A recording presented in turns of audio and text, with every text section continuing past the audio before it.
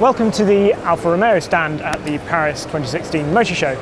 And this is, well, it's a Giulia, which we've all seen before, but this is a new trim. This is the Veloce trim, which is designed to go between the standard Giulia and the Quadrifoglio, which we've driven and love, obviously.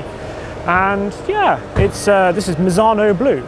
And importantly, it gets a four-wheel drive system underneath here, but it's capable of sending 60% of the torque to the front wheels, so it remains as standard rear-wheel drive, but then shuffles the torque forwards, rather than sort of obviously what you get in most VW products, where it's basically front-wheel drive and then send stuff to the rear. So should still be really good fun to drive. Choice of two engines. This is a 2.2 diesel, but the 2-litre turbocharged petrol is obviously what we're probably most interested in. 276 brake horsepower, 295 pounds for the torque, and it should do 0 to 60 miles an hour in around about 5.2 seconds. So there we go. Let's have a quick look inside as well, because there's something I want to point out in there. As you can see, we've got the 8-speed ZF Auto box, which is the only box that's coming to the UK with these cars, and it's great. I've tried it in both the standard model and the Quadrifoglio, and I think it's absolutely brilliant.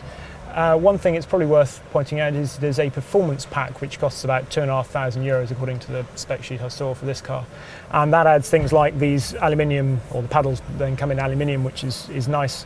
You also get the diff on the rear axle seemingly, which is important, and you get the active suspension button, which is very important for UK roads because it just makes the car like a Ferrari in terms of the bumpy road damper setting, if you see what I mean.